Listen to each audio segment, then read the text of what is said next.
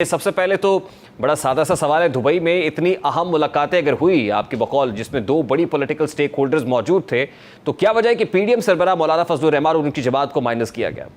نہیں، بسم اللہ الرحمن الرحیم، ہم مذہبی جماعت ہیں نا، تو ہمیں چیک کیا جاتا ہے کیمروں سے۔ جو کیمرے پاکستان میں لگے ہوئے ریحان صاحب وہ واشنگٹن سے یا سلامتی کونسل سے، تو پھر ظاہر ہے جب آپ کیمروں کے سامنے بات کرتے ہیں تو آپ کو تو کچھ احتیاط کرنی پڑتی ہے، تو انہوں نے وہ احتیاط کی ہوگی۔ نہیں حضرت، لیکن یہ ملاقاتیں تو ان کیمرہ تھی اور پاکستان میں بھی نہیں تھی بلکہ پاکستان سے باہر تھی۔ میں جو سمجھا رہا ہوں نا وہ سمجھیں، اس کو کوئی اور چیک کر رہا تھا نا، تو ان کو دکھانے کے لیے تو انہوں نے وہاں تو ان کا سیکولر ایک چہرہ ہوتا ہے، تو ظاہر ہے انہوں نے پھر اس کا خیال کیا ہوگا اور ہمیں اعتماد میں نہیں لیا۔ اگر وہ ہمیں اعتماد میں لیتے یا بٹھاتے تو ان کے سامنے ان کی طرف سبکی ہو جاتی۔ آپ ان کو بھی جانتے ہیں، ان کے سامنے جو اشارہ کر ان کو بھی جانتے ہیں، تو ان کی مجبوری بارہ اچھا نہیں ہوا۔ یہ سیاست کے اندر بیمار قسم کی روایات ہیں۔ اگر ایک ساتھی آپ کے ساتھ چلتا ہے، پھر میں تو کہتا ہوں کہ مولانا فضل الرحمان صاحب کا بہت بڑا احسان ہے جمہوریت پر، کہ جب جمہوریت بوٹوں کے نیچے تھی یا ٹھپوں کے نیچے تھی اور وہ آدمی آ گیا تھا جو 9 مئی کا ماسٹر مائنڈ تھا، اور اس آنے کے بعد تو کوئی کھڑا بھی نہیں ہوتا سامنے، ماحول ایسے بن گیا تھا۔ صرف مولانا فضل الرحمان کھڑے بھی ہوئے، انہوں نے یہ بھی کہا کہ ہم نے اس اسمبلی میں نہیں جانا چاہیے، یہ جیلی اسمبلی ہے۔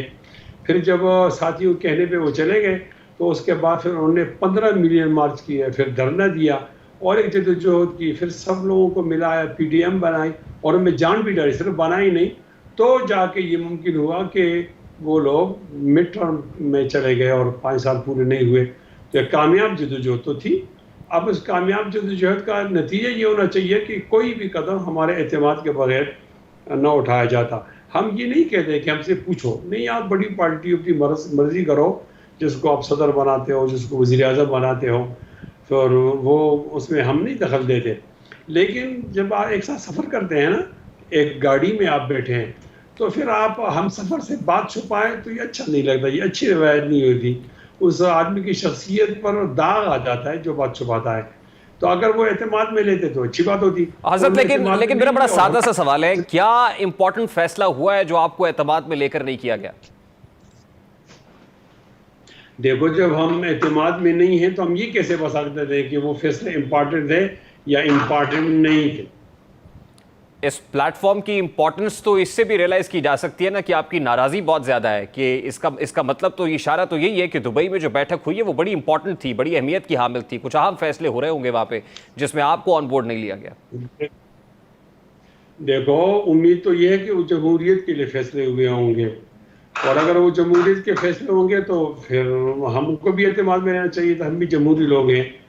اور اگر وہ جمہوریت کے لیے نہیں ہوئی، کوئی باریاں بنی، آپ کا بیٹا میری بیٹی، اس طرح کی باتیں ہوئی، تو پھر تو پاکستان کے لیے نہیں ہوئی، پی ڈی ایم کے لیے نہیں ہوئی، وہ تو پھر ایک دو خاندانوں کے لیے ہوئی۔ یہی تو میں پوچھ رہا ہوں نا کہ پھر آپ اس کو اتنا سیریس کیوں لے رہے ہیں حضرت؟ جی، پھر آپ اس کو اتنا سنجیدہ کیوں لے رہے ہیں؟ ہم اسے سنجیدہ لے رہے ہیں کہ یہ جو ماحول بن گیا ہے، ابھی یہ ماحول ہم نے بنایا ہے، یہ دوبارہ کہہ رہا ہوں، یہ ماحول ہم نے بنایا ہے۔ اگر ہم نہ ہوتے میدان میں تو یہ کہیں کے کہیں چلے جاتے، کوئی چلا جاتا سوئس کو، کوئی چلا جاتا لندن کو، اور یہ خاندان کے خاندان وہاں خانہ بدوش بن جاتے۔ تو جب ہماری وجہ سے ماحول بنا ہے تو وہ شاعر کہتا ہے نا کہ بچہ تیرا جوان ہے، یہ ان بارشوں سے دوستی اچھی نہیں فراز، کچا تیرا مکان ہے کچھ تو خیال کر۔ اچھا مجھے یہ بتائیں حضرت کہ ناراضی اب ہے کس کے ساتھ؟ دیکھو، ایک ہماری حکومت ہے اور ایک ہمارا اتحاد ہے۔ حکومت میں پیپلز پارٹی بھی ہے اور نون بھی ہے اور جماعتیں بھی ہیں۔ تو اب حکومت کا جو ہمارا تعلق ہوتا ہے ڈھیلا ڈھالا سا ہوتا ہے نا، آج کوئی ناراض ہے کل کوئی ناراض ہے، اس میں تو ایم کیو ایم بھی ہے، اس میں بلوچستان کے لوگ بھی ہیں۔ لیکن وہ جو ہم اتحاد میں چاہ رہے تھے قدم سے قدم ملا کر، تو وہ تو پی ڈی ایم کا اتحاد تھا، تو ہمارے اتحادی تو نون والے ہیں، تو زیادہ شکایت ہمیں نون سے بنی۔ زیادہ شکوہ میاں نواز شریف سے ہے کہ میاں نواز شریف نے آپ کو اعتماد میں نہیں لیا۔ تو اطلاعات کچھ ایسی ہے کہ میاں نواز شریف نے آپ کو منانے کے لیے کا فیصلہ بھی کر لیا ہے، اور یہ بھی سننے میں آ رہا ہے کہ مولانا فضل الرحمان اب دبئی جائیں گے، تو اس میں کس حد تک صداقت ہے؟ دیکھیں ابھی تو رابطہ نہیں ہوا، جیسے ہی رابطہ ہوگا میں آپ کو بتا دوں گا. تو کیا ڈیمانڈ رکھیں گے اگر کوئی رابطہ ہوتا ہے تو؟ جمہوریت، الیکشن. یعنی جے یو آئی پھر ڈیمانڈ کر رہی ہے کہ فوری طور پہ الیکشنز کرانے چاہیے؟ تو ہم اور کیا چاہتے ہیں؟ ہم نظریاتی لوگ ہیں، ہم کوئی اقتدار پسند اقتدار پرست لوگ تو نہیں ہے نا کہ کرسی دو اور بیٹے کو دو اور بیٹی کو دو. ہم تو وہ لوگ تو نہیں ہیں. ہم کہتے ہیں بس جمہوریت چلتی رہے، لوگوں کی تربیت ہوتی رہے. نہیں، لیکن کون ہے جو الیکشنز نہیں چاہ رہا ہے؟ جی کون ہے جو الیکشنز نہیں کرانا چاہتا حضرت؟ ایسا تو کوئی نہیں ہے، لیکن الیکشن میں بھی چاہتا ہوں اور آپ بھی چاہتے ہیں، تو پھر بھی مل بیٹھ کر یہ طے کرنا ہوگا نا کہ الیکشن کس ماحول میں ہونے چاہیے. دیکھو صورتحال تبدیل ہے نا. پہلا ہمارا ایک مخالف تھا، اس کا نام تھا اے، اب وہ اے ہے نہیں، تو اب تو ایک دوسرے کی مخالفت میں آئیں گے نا. تو اس کا کوئی طریقہ کار ضابطہ اخلاق وہ تو ہوگا. ان کچھ تو کچھ بات ایسی ہونی چاہیے تاکہ ہم بہت زیادہ آگے نہ چلیں اور وہ اپنے ایجنڈے اور ایجنڈے کی بات کریں، دوسرے پہ اعتراض نہیں کریں. دیکھیں الیکشنز تو ہونے ہی ہیں. اب 11 کو اسمبلی ڈیزالو کی جائے یا 12 کو اپنی مدت پوری کر لے، الیکشنز تو نوشتہ دیوار ہے. وہ کیا ہے جو الیکشن فریم ورک میں آپ چاہتے ہیں کہ آپ سے پوچھ کر کیا جائے؟ دیکھو سر، الیکشن تو نہیں ہوتا ہے نا. الیکشن بھی ہوتی ہے، سیٹ ایڈجسٹمنٹ بھی ہوتی ہے، اپنے ووٹر کو مطمئن بھی کرنا ہوتا ہے، اس کو محفوظ بھی رکھنا پڑتا ہے، ماحول کو بھی دیکھنا پڑتا ہے. تو وہ تمام چیزیں آپ کو تو پتہ ہے نا، الیکشن تو آپ دیکھتے رہتے ہیں. یعنی ان چیزوں پر بات کرنا ضروری ہوتا ہے. اگر اس سے پہلے بیٹھا جائے، بالکل آپ سرگوشی کرو، کوئی بات نہیں کرو، لیکن کم از کم ہمیں یہ تو بتاؤ کہ آپ نے کیا سرگوشی کی ہے. جب 2 آدمی سرگوشی کرتے ہیں اور تیسرا آدمی اس کے اندر شامل نہیں ہوتا تو شک و شبہ تو پیدا ہو جاتا ہے. اچھا، پیشتر اس سے کہ چیئرمین پی ٹی آئی اور پی ٹی آئی کا بوریا بستر گول کر دیا جاتا. ابھی ہم دیکھ رہے ہیں کہ وہ ڈسکوالیفائی نہیں ہوئے، ملٹری کورٹ میں ٹرائل شروع نہیں ہوا، کوئی نااہلی نہیں ہے. مدت کی بات تو بعد میں ہے کہ وہ لائف ٹرم ہے یا 5 سال کے لیے، اب تو وہ 5 سال والی بات ہے. اس سے پیشتر اتحاد کے اندر ٹوٹ پھوٹ ہو رہی ہے. تو آپ کو نہیں لگتا کہ اس ٹوٹ پھوٹ کی وجہ سے انہیں کم بیک کرنے کا موقع مل جائے گا؟ میں اس امکان کو اس لیے مسترد کرتا ہوں نا کہ یہ اب وہ قصہ پارین ہے جس کو آپ یاد کرتے ہیں. 9 مئی کے بعد اگر اجازت ہے مودی صاحب کو پاکستان میں سیاست کرنے کی تو آپ اس کو بھی اجازت دے دیں. 9 مئی نے تو بہت کچھ آنکھیں کھول دی نا.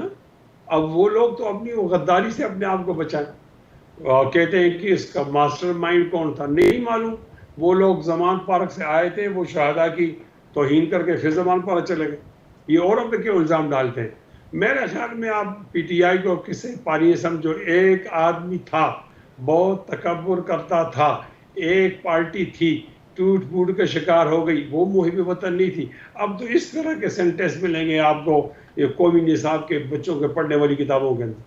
مفتی کفایت اللہ صاحب، 2017 کے اندر جو کچھ ہوا وہ آج سے بڑا مختلف ہے. حالانکہ اس وقت کی انٹینسٹی اور گریوٹی، یعنی اس وقت کسی پارٹی قائد نے سانحہ 9 مئی نہیں کیا تھا، نہ کوئی جلاؤ گھیراؤ ہوا تھا، نہ فوجی تنصیبات پہ حملہ ہوا تھا، لیکن ایک پارٹی کے قائد کو ڈسکوالیفائی کر دیا گیا تاحیات، پھر اسے جیل میں ڈال دیا گیا اس کی بیٹی کے ہمراہ. اس وقت جو بدترین سیاسی انتقام لکھا جا رہا تھا، آج تو جس پارٹی کی آپ بات کر رہے ہیں اس کا سربراہ کبھی بنی گالہ میں ہوتا ہے، کبھی زمان پارک، وہ عدالتوں میں پیش ہوتا ہے، ضمانتیں لے لیتا ہے. تو میں تو اس کانٹیکس میں بات کر رہا ہوں نا کہ ابھی بھی پکچر تو باقی ہے اس کے لیے. خیر، آپ کی بات ٹھیک ہے. میں تو سمجھتا ہوں کہ جو میاں نواز شریف کو نکالا گیا تھا یہ انصاف نہیں تھا، بلکہ یہ انصاف کے ساتھ مذاق تھا. کہا کہ بہت بڑے پیسہ آ رہا ہے کرپشن کا اور یہ کرپٹ ہیں، اور آخر میں یہ بتا دیا کہ آپ نے اپنے بیٹے سے تنخواہ کیوں دے لی. اور جرم بتانے کے لیے کہا گیا کہ جرم تو نیب والے بتائیں گے. کھودا پہاڑ نکلا چوہا. ہمارے ہاں ایک واقعہ مشہور ہے کہ ایک چھوٹی کانوں والی لوگڑی تھی، وہ بھاگے جا رہی تھی. لوگوں نے پوچھا کیوں پریشان ہو؟ تو انہوں نے کہا جی جنگ کے بادشاہ نے کہا ہے کہ جس کے کان لمبے ہوں گے وہ ہم کاٹیں گے. تو انہوں نے کہا آپ کیوں پریشان ہو، آپ کے کان تو چھوٹے چھوٹے ہیں. انہوں نے کہا نہیں، ایک اور فیصلہ بھی ہوا ہے کہ کاٹیں گے پہلے اور ناپیں گے بعد میں. وہاں تو کاٹا پہلے ہے، ناپا بعد میں ہے، وہ تو غلط تھا ہی. اس لیے تو پھر قوم کو عذاب کی صورت کے اندر عمران خان ملا نا، تو وہ عذاب تو قوم نے برداشت کر لیا. وہ غلط تھا، ایک سازش تھی. ہمیں جو حکومت ملی ابھی والی، یہ تو ہماری جوڑی میں گر گئی. اس لیے پارلیمنٹ میں 2 قوتیں موجود تھی، تیسری نہیں تھی. تیسری ہوتی تو ایسے نہیں ملتی. پہلی قوت سے جب حکومت چلی گئی تو ہماری جھولی میں آ گری. پھر ہم نے ذرا مشکل فیصلے کیے, اتحاد کو قائم کیا, ریاست کو بچایا, سیاست کو نہیں. اور یہ جو چیزیں آپ کے سامنے ہیں, دستیاب وسائل کے اندر ایک مناسب بجٹ ہم نے پیش کر دیا, اور پاکستان کو گرے لسٹ میں ڈالنے سے اور یا ڈیفالٹ کرنے سے بچ گیا. یعنی یہ تو اپنی جگہ موجود ہے. اب یہ جو انہوں نے ایک سازش کی, اس سازش کے دو کردار آپس میں ٹکرائے. دوبارہ کہہ رہا ہوں کہ اس سازش کے دو کردار ٹکرائے, اس سے تو ہماری معیشت تباہ ہوگی. لوگ کہتے ہیں کہ جب عمران خان نے چھوڑا تھا تو ہمارا ریزرو کتنا تھا اور ڈالر کتنا مہنگا تھا. یہ نہیں دیکھو بھائی, آپ دیکھو جب نواز شریف کو کان سے پکڑ کے نکالا اس وقت ہمارا ریزرو کتنا تھا. اچھا مفتی صاحب, انٹرسٹنگلی اس سازش کے جتنے بھی کردار ہو اور وہ خود کیوں نہ ہو, اس کو بے نقاب کرنے میں, اس کے خلاف پولیٹیکل سٹرگل کرنے میں, سڑک گرم کرنے میں JUI پیش رہی ہے. لیکن دیکھا یہ گیا کہ PTI اقتدار میں جب بھی آپ نے کوئی سٹرگل کی تو اس کا ثمر کوئی اور لے گیا اور آپ کے ساتھ ہمیشہ ہاتھ ہوا ہے. ایسا تو نہیں ہے کہ اس بار پھر JUI کے ساتھ ہاتھ ہونے جا رہا ہے؟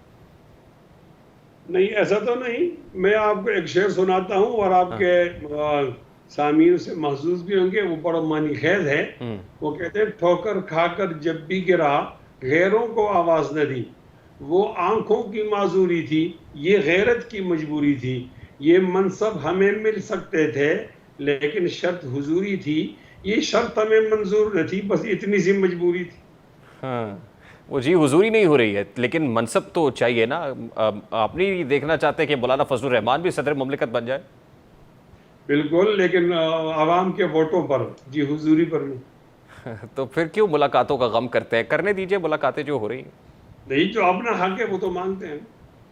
اور وہ حق کیا ہے, میں یہی تو پوچھ رہا ہوں کہ بنیادی طور پہ مطالبہ یہی ہے کہ مولانا فضل الرحمان کو بھی پریزیڈنٹ ہونا چاہیے. نہیں, وہ تو ظاہر ہے جب آپ سیاسی فیصلے کرتے ہیں تو اس کے بہت سارے فیصلے ہوتے ہیں. ایک آدمی مجھ سے فیصلہ مانگتا ہے کہ زید جو ہے وہ وزیر اعظم ہو, تو یہ بھی فیصلہ کرے نا کہ بکر جو ہے وہ صدر ہو.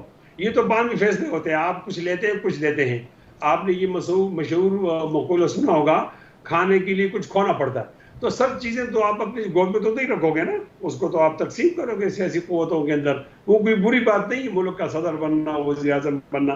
لیکن ہم جو حق رکھتے ہیں اس حق کا دفاع کرنے کے لیے اگر ہم یہ کہتے ہیں آپ نے ہمیں کیوں اعتماد میں نہیں لیا, یہ عین ٹھیک بات ہے. اور میرے خیال میں قوم کے اندر اس سے شعور بیدار ہوا. مفتی صاحب, لاسٹلی اکتوبر نومبر میں انتخابات ہوتے ہوئے دیکھ رہے ہیں, یہ JUI بھی یہ چاہتی ہے کہ التوا ہونا چاہیے اور تھوڑا سا ٹائم ریکوائرڈ ہے ابھی بہت ساری چیزوں کے طے ہونے میں, اس لیے اتنی اجلت نہیں ہونی چاہیے. آپ کا کیا ٹیک ہے اس پہ؟